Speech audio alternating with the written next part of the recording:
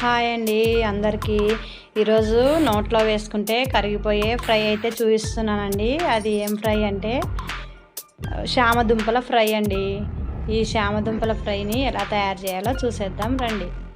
ముందుగా చామదుంపల్ని తీసుకుని శుభ్రంగా కడుక్కోవాలండి. చాలా మట్టి ఉంటాయి కాబట్టి ఒక త్రీ టైమ్స్ అలా కడుక్కోవాలండి. తర్వాత కుక్కర్లో వేసి అవి మునిగేంత వరకు వాటర్ పోసి ఒక 6 విజిల్స్ వచ్చేంత వరకు స్టవ్ పైన ఉడికించుకోవాలండి. ఉడికించుకున్న తర్వాత చల్లగా అయిన తర్వాత వీటిని పొట్టు తీసి ఉంచుకోవాలండి.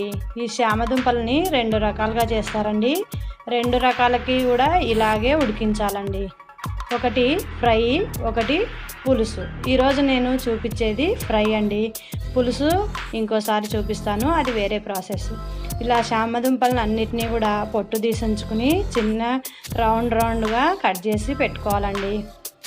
తర్వాత స్టవ్ ఆన్ చేసి పెన్నం పెట్టుకుని కొద్దిగా ఆయిల్ వేసి మనము ఆలుని ఎలా ఫ్రై చేసుకుంటామండి, గోల్డెన్ బ్రౌన్ వచ్చేంత వరకు అలా ఈ చామదుంపలను అన్నీ వేసి వేయించుకోవాలండి. ఇవి వెంటనే కలపకండి, కొద్దిగా బంకగా ఉంటాయి కాబట్టి ఒక 3 మినిట్స్కి ఒకసారి అలా కలుపుకుంటే సరిపోతుందండి. వెంటనే కలిపేస్తే జిగురుగా ఉంటాయి, ముద్దగా అయిపోతాయి. కాబట్టి ఒక 2 మినిట్స్కి ఒకసారి వాటిని అలా కలుపుకుంటూ గోల్డెన్ బ్రౌన్ కలర్ వచ్చేంత వరకు వీటిని వేయించుకోవాలండి.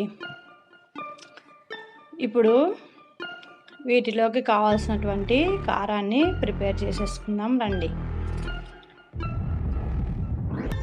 ముందుగా ఒక మిక్సీ పావు తీసుకుని అందులోకి కొన్ని ఎండు కొబ్బరి ముక్కలు, ఒక 5-6 వెల్లుల్లి రెబ్బలు, తగినంత కారం,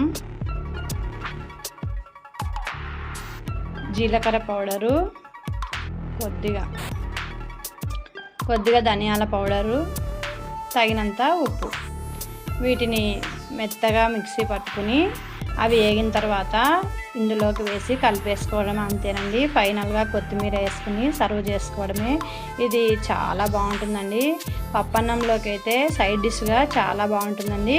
చపాతీలలో కూడా బాగుంటుంది, రొట్టెలకు కూడా బాగుంటుందండి. Thank you for watching.